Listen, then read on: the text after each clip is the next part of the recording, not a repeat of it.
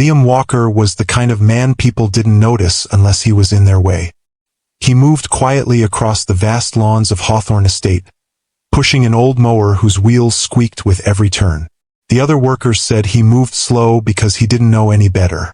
They joked that he wouldn't last a month, let alone a year. But Liam had been there 3 years already, showing up before sunrise and leaving long after the rest had clocked out.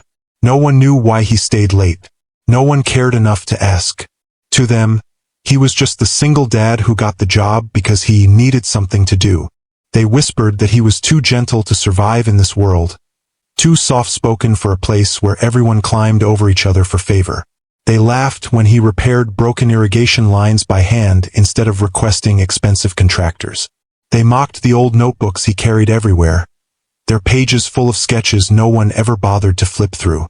But no one knew that before tragedy tore his world apart, Liam had been one of the youngest landscape architects to win an international award, or that prestigious firms once fought to have him, or that he had once promised his daughter, the one he lost, that he would build her a garden big enough to hold the whole sky. He kept that promise alive, hidden underground where no laughter could touch it. Behind the old tool shed was a trapdoor camouflaged under crates. Liam had carved the space himself over 2 years. A small underground workshop lined with soil samples, light rigs, miniature water flow models, and a massive blueprint of a design titled Haven Field. He came here after every shift, sitting under the hum of grow lights while he shaped the dream he no longer voiced out loud. Above ground, the workers treated him like a punchline. Below ground, he became the man he used to be. The estate owner, Alexander Hawthorne, rarely visited.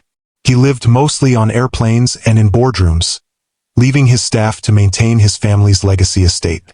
The workers joked he probably didn't even remember Liam's name, and maybe that was true. Billionaires didn't look twice at gardeners, especially ones who rode bicycles to work and brought homemade tools instead of store-bought equipment. That changed on a Thursday afternoon. Storm clouds had been gathering for hours, heavy and restless, rolling across the sky like dark waves. The others didn't take it seriously. They laughed when Liam warned them to secure loose equipment. They laughed again when he walked the perimeter alone, inspecting slopes and runoff points. "Someone tell Walker the sky isn't falling," one man said. But Liam wasn't worried about the sky. He was worried about the earth. The western ridge of the estate had weakened after months of dry heat. If a storm hit hard enough, the soil would slide. It wouldn't just flood the lawns. It would tear through the entire lower grounds, including the ballroom terrace Hawthorne valued like a family heirloom. By late afternoon, the storm struck. The wind roared like something alive. Rain hammered the land, carving fast rivers into the soil. Workers ran for shelter as gutters overflowed and water pooled dangerously near the lower walls. Someone yelled that the terrace was cracking. Someone else slipped in the mud. Panic spread. Liam didn't panic. He sprinted toward the shed, rain blurring his vision. He grabbed sandbags, hauling them uphill while water clawed at his boots. The workers yelled at him to get inside, but he ignored them. He placed the sandbags exactly where he'd predicted the runoff would break through. It bought a few minutes, but not enough. The estate was about to be swallowed. So he made a decision he had never intended to make. He ran to the shed, shoved aside the crates, pulled open the trapdoor, and disappeared underground. The hidden workshop flickered with emergency battery lights. Haven Field stretched across the blueprint table, and along the far wall the experimental water diversion system he'd built from recycled pipes, pumps, and hand-drawn engineering. It wasn't meant for large-scale use yet. It was still unfinished. But tonight it was the only chance. Liam slammed the switches. Pumps rattled to life. Water roared through the channels he had carved beneath the estate, feeding into the system like a living creature. The underground walls trembled. Liam gripped the railing and prayed the structure would hold long enough. Within minutes, the raging flood across the property began shifting direction, turning away from the estate, guided by the hidden channels Liam had crafted in secrecy. The staff stared from the windows as the water suddenly obeyed an invisible architecture, funneling safely toward the forest. No one could understand what had happened, but someone had seen. A sleek black car rolled up the driveway, headlights slicing through the rain. The driver's door opened, and Alexander Hawthorne stepped out. His face was calm but his eyes sharp, taking in the redirected water, the sandbags, and finally, the gardener standing soaked behind the shed. Liam froze. Hawthorne walked toward him slowly, his suit dripping, but he didn't seem to notice. "This," he said quietly, "was not luck." He pointed toward the flowing water channels now carving safe paths through the estate. "Who did this?" The workers exchanged confused glances. No one spoke. Hawthorne's gaze drifted to the shed, to the crates, to Liam's mud-soaked hands. Then his eyes settled fully on him. "You," he said, not a question, a certainty. Liam opened his mouth, unsure what explanation to offer. But Hawthorne stepped closer, studying him with a depth no one had ever bothered to use. "You're not just a gardener," he said. "This is engineered, designed, calculated." Liam looked down, rain dripping from his eyelashes. "I did what I could," he murmured. Hawthorne shook his head slowly. "No," he said. "You did what only an expert could do." For the first time in years, someone didn't laugh at Liam. They saw him. For a long moment, the storm was the only sound between them. Rain slid off the brim of Liam's cap, running down his jaw as he stood there drenched and shivering. Hawthorne studied him the way a man studies a blueprint, carefully, searching for the lines that aren't immediately visible. "Show me," the billionaire finally said. Liam's breath caught. "Show you what, sir?"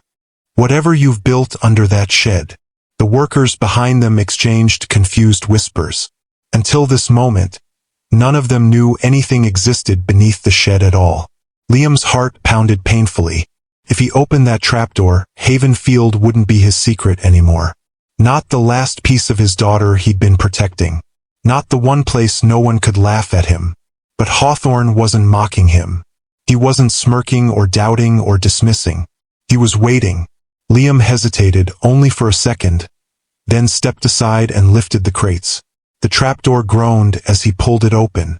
Warm light glowed up from below. The workers gasped softly, crowding forward, but Hawthorne raised a hand. "Everyone else, stay back." Then he motioned to Liam. "Lead the way." Liam descended the narrow staircase, the billionaire following silently behind. When they reached the bottom, the room unfolded in front of them.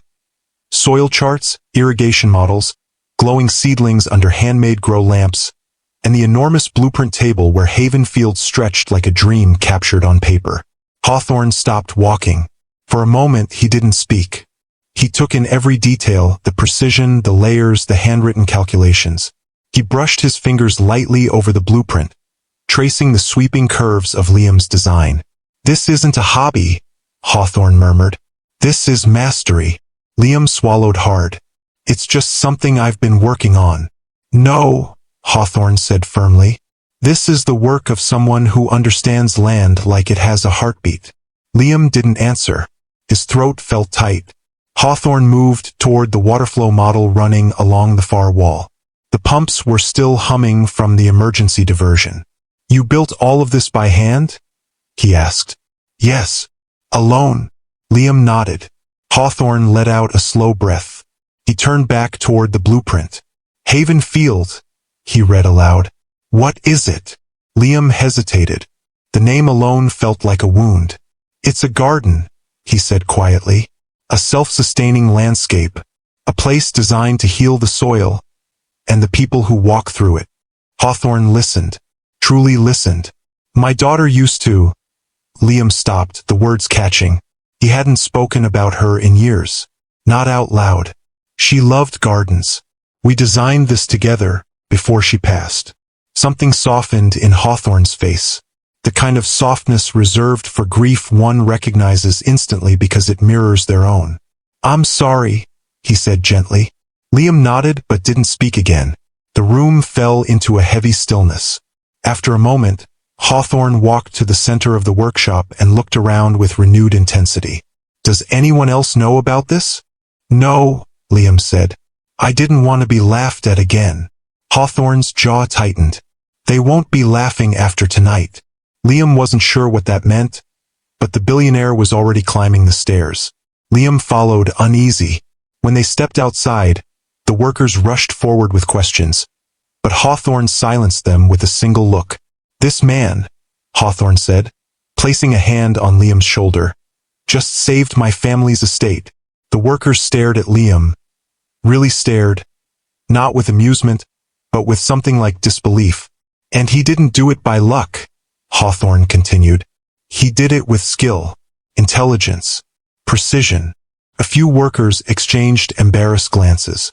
Others shifted uncomfortably. Liam wanted to disappear, but Hawthorne wasn't done. "Starting tomorrow," he said, "Walker will no longer be your gardener." Liam's heart stumbled. Fired? After everything? But Hawthorne's next words stopped his breath. "He'll be our new landscape restoration director, if he accepts." The workers fell silent. Even the storm seemed to pause. Liam blinked hard. "Sir, I'm not. I don't think. You've already proven what you're capable of," Hawthorne said softly. "I don't promote potential. I promote achievement. And you achieved the impossible tonight." Liam looked down at the muddy grass. "I haven't worked in that field. Not since my daughter passed." Hawthorne stepped closer, lowering his voice. "Then this is your chance to start again. Don't bury your brilliance because life broke your heart." Liam swallowed, overwhelmed. The offer felt too big, too sudden, too heavy to hold. "I need time," he whispered. "You'll have it," Hawthorne replied. "But know this, your talent deserves daylight, not a basement."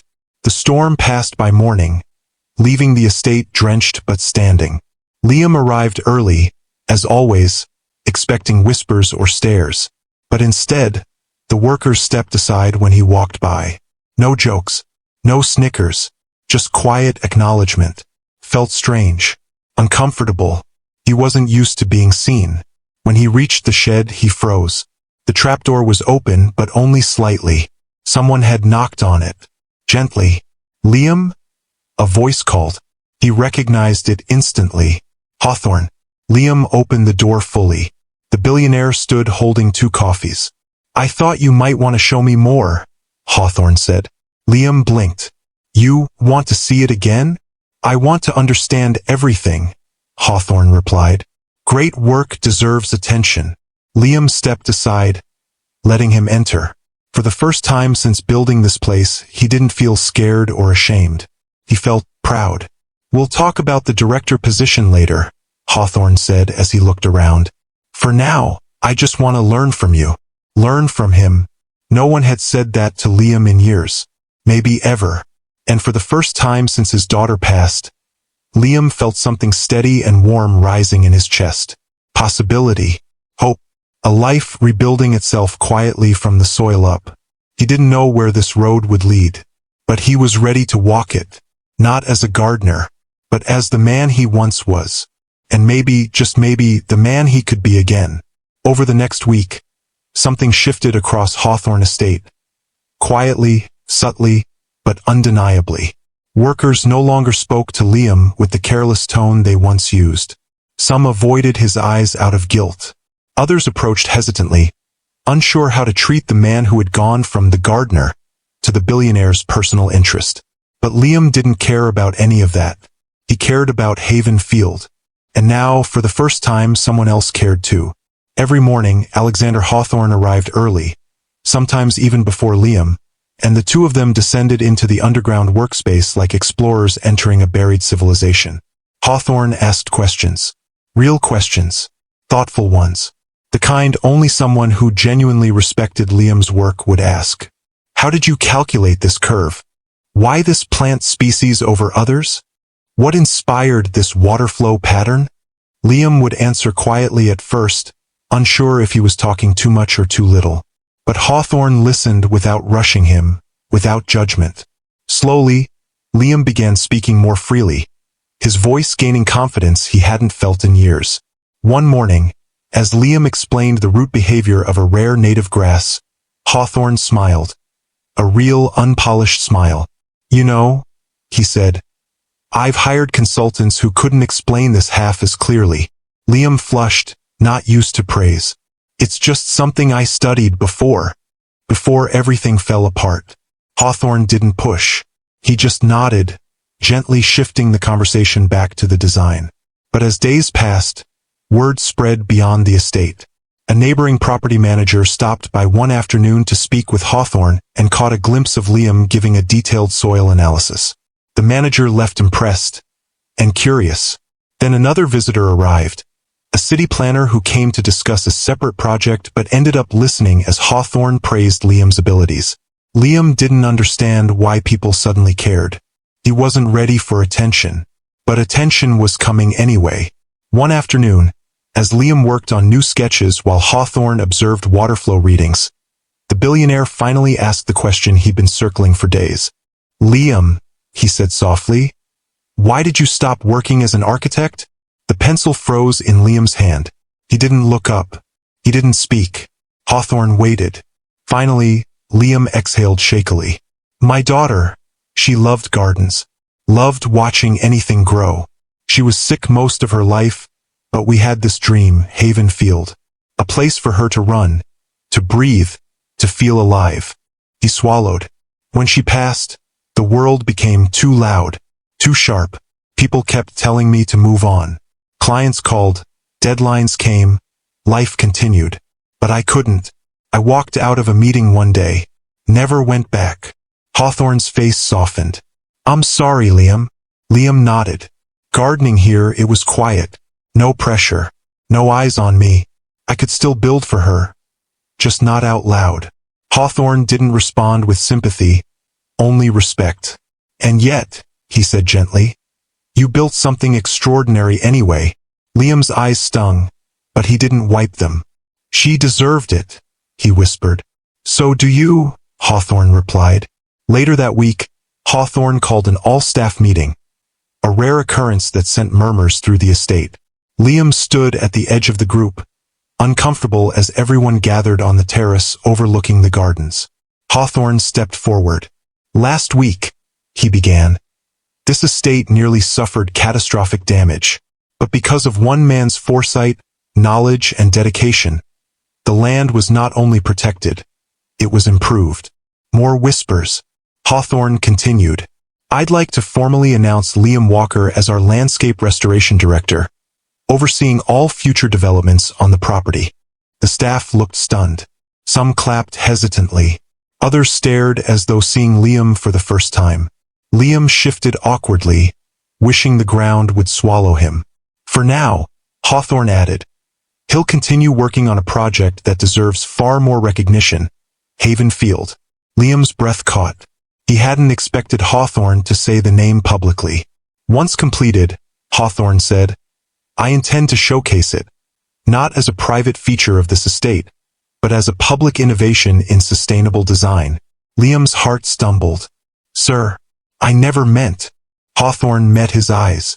"The world should see what you've created. Your daughter's vision deserves that." Silence settled over the group. Warm, heavy, meaningful. Liam lowered his gaze, unable to speak. That evening, while the workers dispersed, Hawthorne approached Liam on the terrace. "You don't have to decide now," he said, "about presenting your work, about stepping into the world again. But I want you to understand something." Liam looked up. "You're not invisible," Hawthorne said softly. "Not anymore. And not because of me. Because of what you created." Liam breathed slowly. The air felt new somehow, lighter. "I'll think about it," he said quietly. "That's all I ask."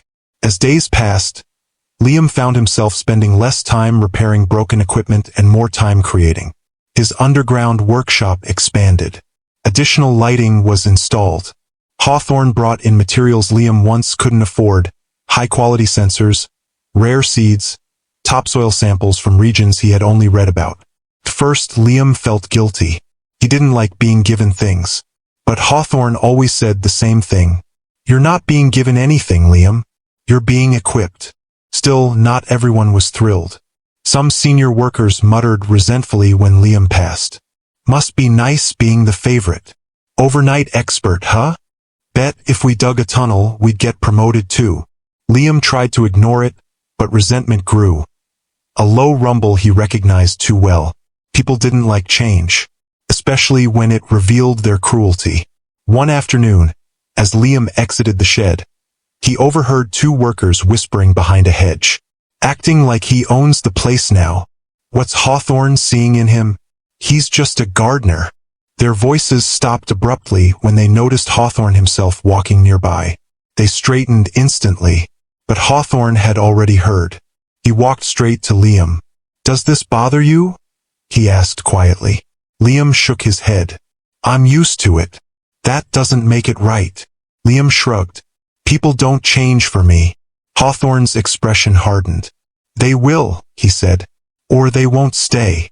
Liam blinked. Hawthorne's tone softened. "Your work demands respect. I won't allow anyone to diminish that." For the first time in years, someone stood up for him. Felt strange. And good. That night, as Liam returned to his underground workshop, he paused at the bottom of the stairs. For the first time since his daughter's passing, he wasn't entering this space alone. Her memory was here. Her dream was here. But now someone else believed in it too. Someone saw him. Truly saw him. Liam placed his hand gently on the blueprint. "Haven Field," he whispered. "Maybe it's time you met the world." Spring arrived quietly, softening the edges of winter and bringing a gentle warmth to the estate. For the first time in years, Liam felt something close to anticipation when he woke each morning. His underground workshop was no longer a hiding place. It was becoming a command center, alive with new tools, enhanced systems, and possibilities he hadn't allowed himself to imagine in a long time. Hawthorne visited daily now, not out of obligation but out of genuine interest. Sometimes he came with questions, sometimes with materials, and sometimes just to listen. More than once, Liam caught the billionaire standing silently before the blueprint of Haven Field as if studying a masterpiece. One morning, as Liam checked the moisture sensors, Hawthorne entered with a rolled document under his arm. "I brought something," he said. Liam wiped the soil from his hands and stepped closer. Hawthorne unrolled the paper across the table. It wasn't a blueprint. It was a grant proposal. "I've been speaking with environmental foundations," Hawthorne explained. "They're interested in funding sustainable landscape models. I told them about Haven Field, only the concept, nothing personal. They want to see it when it's finished." Liam felt the breath leave his chest. "I never intended for this to go beyond the estate." "I know," Hawthorne said gently, "but this isn't just a garden. It's a breakthrough, and breakthroughs don't belong underground." Liam's fingers trembled slightly as he touched the proposal. His daughter's handwriting echoed in his mind. The little notes she used to scribble on the edges of his sketches. More flowers, more sunlight, more happy places. Were they meant for more than just him? He wasn't sure. "I don't know if I'm ready," he whispered. Hawthorne nodded. "Then we won't rush. But consider this. Maybe sharing her dream is another way she stays with you." Liam closed his eyes, and for a moment, he saw her running through a field that only lived in memory. "Maybe," he murmured. 2 weeks later, Haven Field was nearly complete. The underground workshop expanded upward into an outdoor testing section behind the shed. A curved wooden frame marked the beginning of the walkway, while a newly carved channel guided water through a series of natural filtration beds Liam had designed by hand. Word spread wider. A city environmental officer requested a visit. A university professor emailed Hawthorne to ask if he could observe the prototype.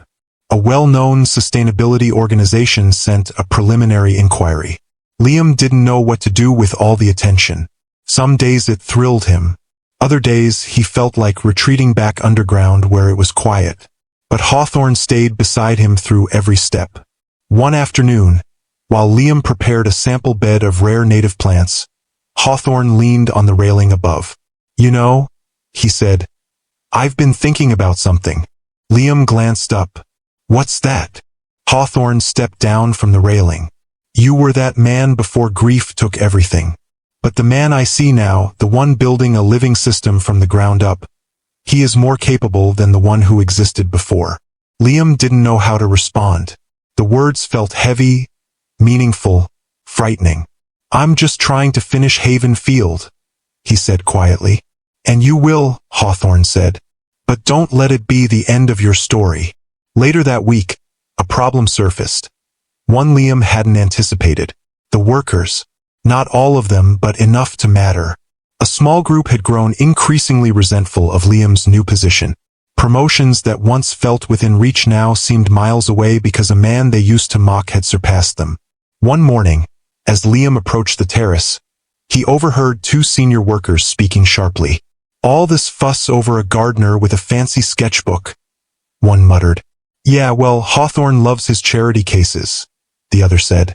"If Walker had any real talent, he wouldn't be hiding it down there all these years." Liam paused behind the hedge. "He's stealing our opportunities," one added. "And apparently our loyalty," the other scoffed. Liam stepped back, his chest tightening. He didn't want trouble. He didn't want to be the reason others felt overlooked. But the bitterness was growing. And bitterness, left unattended, always found a way to erupt. That eruption came sooner than expected. The next afternoon, Liam entered the workshop and froze. The main blueprint lay crumpled on the floor, boot marks across it. Several seedlings were smashed. Soil trays overturned. A corner of the irrigation map had been torn clean off. For a moment, Liam couldn't breathe. It wasn't just damage. It was violation. Haven Field had been the last piece of his daughter's world. Something sacred, safe. And now it lay bruised under harsh fluorescent light. Liam knelt slowly, hands trembling as he picked up the torn pieces. His throat burned, but no tears came. Grief had drained him dry years ago. Now it returned like a ghost, silent and cold. He didn't hear Hawthorne approach until a shadow fell across the doorway. "Liam!" The billionaire stopped short when he saw the destruction. "What happened?" Hawthorne asked, voice low. Liam shook his head. "I don't know." But Hawthorne knew. The anger that flashed across his face was sharp, controlled, dangerous. "Whoever did this," he said tightly, "will be removed from this estate permanently." Liam stood slowly. "It's not worth that." "Yes," Hawthorne said firmly. "It is." Liam touched the blueprint gently. "They're angry. They think I'm stealing something from them." "You earned your place," Hawthorne said. "Their resentment is nothing but their own insecurity." Liam looked at the broken seedlings, tiny green lives he'd nurtured from fragile beginnings. "Still," he whispered, "I don't want this to become war." Hawthorne stepped closer. "Liam, look at me." Liam met his eyes. "You've spent years shrinking to make others comfortable," Hawthorne said. "I won't let you shrink again." A breath shuddered out of Liam. "Let me handle the staff," Hawthorne continued. "You focus on rebuilding." For the first time that day, Liam felt his lungs expand fully. "Okay," he said softly, and Hawthorne nodded once. "Good." That night, after everyone left, Liam stayed in the workshop repairing what he could. His hands were steady, but something inside him had changed. He wasn't going back to hiding. Not now. Not after everything. He laid the torn blueprint pieces together, smoothing the creases. It would take time to restore, but Haven Field had survived storms before, and so had he. Liam looked around the workshop, then whispered into the quiet, "I'm not done." And he meant it. Liam arrived before dawn the next morning, long before the workers stirred, long before Hawthorne's car appeared at the gates. The estate was quiet, wrapped in a faint silver mist that clung to the grass like memory. He walked straight to the workshop, his footsteps steady this time. The destruction from the day before still sat heavy in the room, but he no longer saw it as an ending. It was a beginning he hadn't asked for, yet one he was ready to confront. He set to work restoring everything piece by piece. The smashed seedlings were replaced with backups he'd been cultivating in small containers. The torn irrigation map was taped together with careful precision. The crumpled blueprint was flattened beneath weighted boards. It would take hours to repair, but hours no longer scared him. He wasn't the quiet gardener who hid underground. Not anymore. By the time the sun rose, Liam had restored nearly half of Haven Field. His hands were steady, his breath calm. Something inside him had clicked into place, a quiet certainty that he had a purpose far larger than these walls. At mid-morning, Hawthorne arrived, his expression tense but determined. "I spoke with the staff," he said. Several came forward. They admitted who was involved. Liam braced himself. "I've terminated them," Hawthorne continued. "Effective immediately." Liam exhaled slowly. "I wasn't looking for punishment." "I know," Hawthorne said gently. "But sometimes leadership means protecting the people doing the real work." Liam nodded. "Thank you." Hawthorne stepped into the workshop, scanning the restored pieces. "You did all this in a few hours?" "Yes." "You rebuild quickly." Liam shook his head. "No. I just stopped running." Hawthorne smiled faintly. "Then there's something else we need to discuss." He handed Liam a letter, official, embossed with the city seal. Liam blinked. "What is this?" "The city council reviewed your preliminary concept," Hawthorne said. "They want you to present Haven Field next month. They're considering funding a full-scale public version in the city's abandoned park district."